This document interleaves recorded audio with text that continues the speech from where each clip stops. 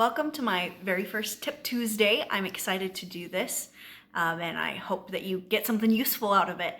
The topic we're going to talk about today is early morning wakings. This was a question I got and I thought it was a really good one and one that would be good to talk about in a little bit more detail. So let's just dive right in. So two of the most common reasons for early morning wakings are A, overtiredness, and B, undertiredness. The first thing I mentioned was overtiredness, and we're gonna define for our purposes overtiredness as your child not getting the total amount of sleep that they should be getting for their age in a 24-hour period of time. And this includes their naps and their nighttime sleep. Right after this, I'll include my total sleep time chart by age.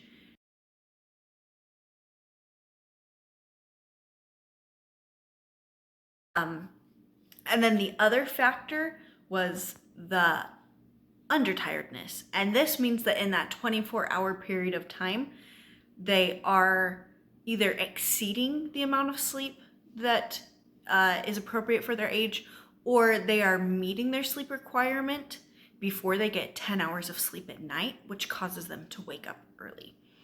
This can be caused by a big variety of reasons.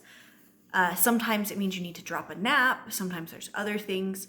We'll get into that in more detail another time. Maybe you're thinking right now, okay, Brianne, that's great, but my child is, according to your chart, right on track with the total amount of sleep they should be getting, but they're still waking up early. What we would do in this situation then is we then go to look at their wake windows. So a wake window is basically the amount of time that your child should be awake between periods of sleep without them getting overtired, right? So I'll include my graphic for wake windows as well that you can look at as reference.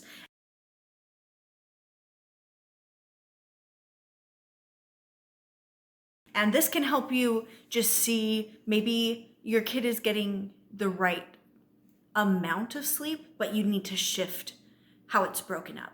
So here's an example. Recently, my 2-year-old started fighting her naps. She's normally been a good napper, but she went on this napping hiatus and she just wouldn't nap during nap time. But then afterwards, she would be grumpy, aka overtired, all evening. And so I knew that she still needed to take a nap. And so what did I have to do?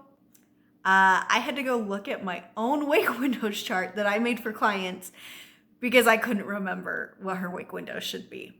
So pulled it up and I saw that she was a little bit under where she should be for her wake windows. And so we adjusted her bedtime and her wake up time in the morning just by a little bit.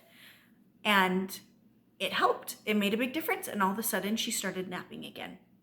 Now, something I want to point out with this is if you see that maybe you want to try and make a little bit of a change with your child's wake windows, whether it's just a tiny one or you realize maybe you need to make a big change, do it in little increments, okay? So we don't want to all of a sudden have bedtime be an hour later or try and get them to wake up an hour later or nap an hour later, because that'll throw them off a lot and it will be difficult for them to transition.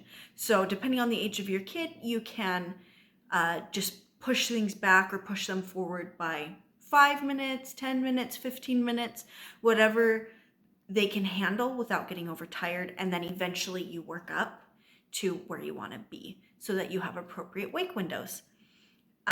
So an example schedule for my 2-year-old could be she wakes up at 8 a.m., she takes a nap at 1 p.m.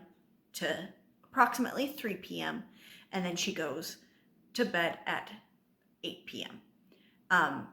And this is a good schedule for her because I know from personal experience now that she does better on the lower end of her wake window range. And that's like her sweet spot. So like I said, each kid is different. Maybe your kid will want to push their wake windows a little bit and that's their sweet spot. Maybe they're right in the middle. You know, you as the parent know your child best and you know what will be best for them.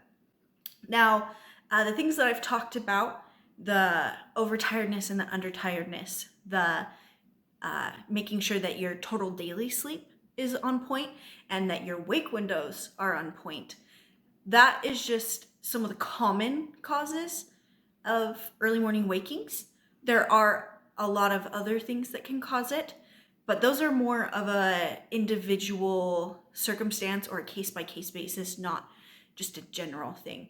I'm going to put a question box after this that you can put your early morning wakings questions in, and I'll try and answer them this week.